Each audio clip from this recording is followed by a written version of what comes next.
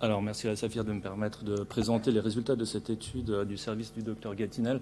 Donc, le docteur Zeboulon avait conceptualisé un simulateur de tomographie cornéenne qui nous a permis en fait d'investiguer les marqueurs tomographiques d'œdème subclinique.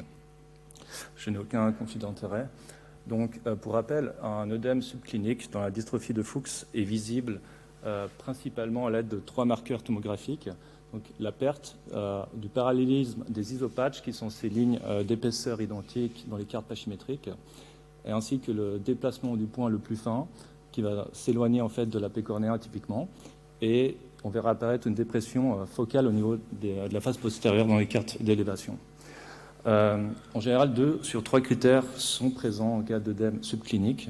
Mais si on regarde les résultats de plus près, on voit que certaines cornées avec œdème subclinique n'ont pas ces critères positifs, et des patients avec Fuchs sans œdème subclinique auront des critères positifs. Donc on aura des faux ou positifs ou faux négatifs.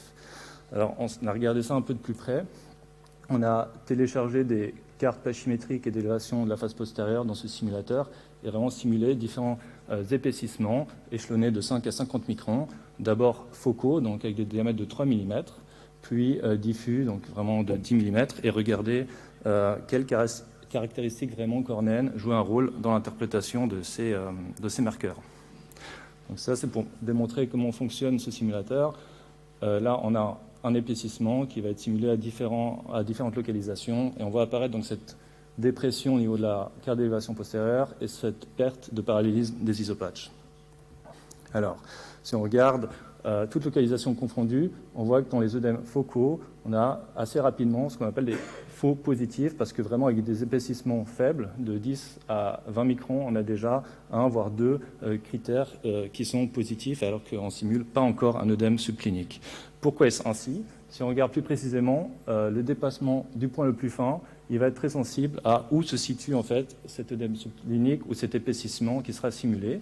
Et typiquement, en fait, une simulation très centralisée va déplacer facilement ce point le plus fin et aura facilement des faux positifs, tandis que si cet épaississement est simulé plutôt de manière décentrée, on aura plus facilement un point le plus fin qui va se rapprocher de l'apex et donc des faux négatifs.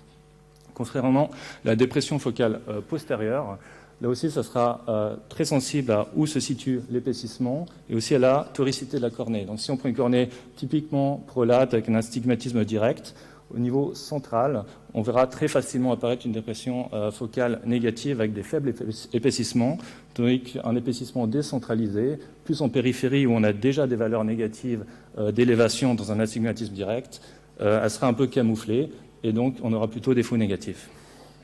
Et finalement, la perte de parallélisme des isopatchs, ça va être un critère qui va être très sensible aux faux positifs, dû au fait que les cartes pachymétriques utilisées pour ce critère sont échelonnées sur du 10 microns, et donc à partir de tout épaississement de 10 microns ou plus, on verra une perte de parallélisme de ces isopatchs. Finalement, on a regardé pour un œdème une simulation d'épaississement plus diffuse, ce qui se passait, et on voit qu'en fait, dû au fait que l'épaississement simulé sera diffus, ça va lisser en fait l'effet sur les cartes pachymétriques et d'élévation postérieure. Et donc, on verra plus difficilement une focalisation, une dépression focale apparaître au niveau de la carte d'élévation. On verra aussi plus difficilement une perte de ces parallélismes d'isopatch.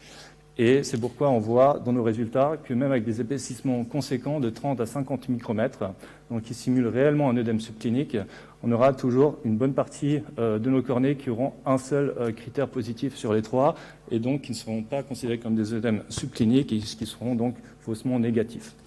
Donc en conclusion, il est important de toujours confronter les résultats tomographiques à la clinique, à ce qu'on voit à la lampe à fente, selon où sont situées les gouttes, selon où on pense que l'œdème va apparaître et comment est en fait notre cornée, et selon sa toricité, comment interpréter ces marqueurs. Et donc, pour rappel, si un astigmatisme est direct, faire attention aux faux positifs, on regarde des épaississements centraux. Des faibles épaississements focaux, donc de moins de 20 micromètres, peuvent mener à des faux positifs en fonction de leur localisation. Des épaississements considérables mais plus diffus vont plus facilement mener à des faux négatifs. Et un œdème décentré peut mener à un taux élevé de faux négatifs, surtout concernant les marqueurs de dépression focale postérieure et de déplacement du point le plus fin. Merci beaucoup à l'équipe du docteur Damien Gatinel et au docteur Guindolet pour leur soutien tout au long de cette étude. Merci. Merci Kevin.